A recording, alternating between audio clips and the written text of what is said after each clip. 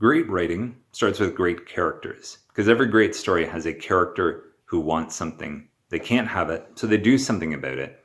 And then something changes because of what they do. So, to craft a really good character, one of the tools I found helpful is to consider a character's skills. And I have personally found that looking at physical, so body skills, mental skills, so skills using a character's mind, and their social skills, their interpersonal skills, are the most effective to help people create very consistent and kind of addictive characters that we become really invested in. Because the more consistent your character is, the more your readers tend to buy into being interested in what happens to that character. So, what do I mean by skill? Skill basically just means what are they good at, what are they okay at, and what are they not so good at. Because if a character is good at something throughout the story, that kind of makes sense. But if a character is really good at something and then a few pages later they're really bad at it, and then a few pages later they're back to being good, and then they're just okay at it, it creates a little bit of confusion in the reader, and sometimes we lose interest in caring about what's happening to this character. So over the next 3 episodes, we're going to look at these 3 different skills: physical, mental, and social skills. Today, we're looking at physical skills. The reason this is helpful is this will help you create a consistent character when you're looking at any of the physical challenges that a character will face in the story. So basically, by physical skills, I mean how much ability does the character have to use their body?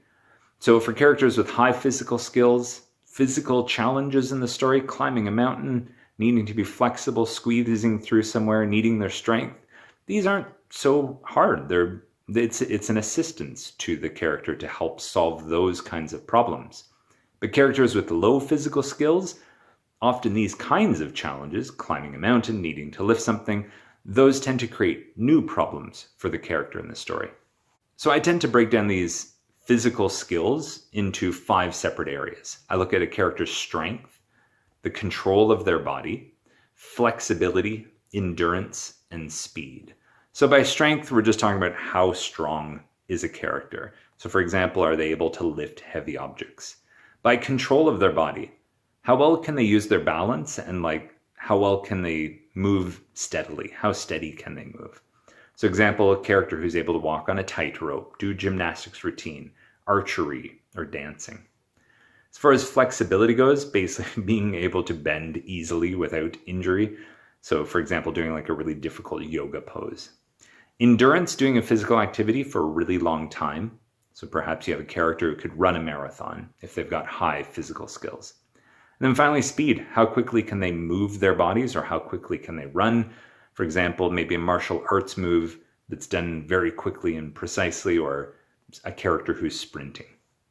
So what I would encourage you to do is to think of characters who show high, medium, and low levels of physical skills.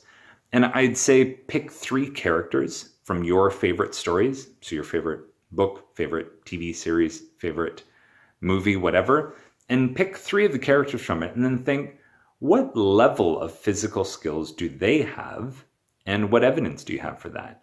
Would you say that they're high, they're really strong at that, they're good at it? Medium, it's not really a strength, not really a weakness. Or low, this is something they're not very good at and tends to cause new problems for them throughout the story. So yeah, every story has a character who wants something, they can't have it, so they do something about it, and then something changes. Well, along the way, it's their skills that kind of inform the smaller challenges that are on the path on their way to getting that thing. And the more you're able to see these skills and the relationship between physical skills and social skills and mental skills, and when some things are higher, some things are lower, seeing these things will help you to create really rich, thorough characters that you will get invested in and that your readers will get invested into.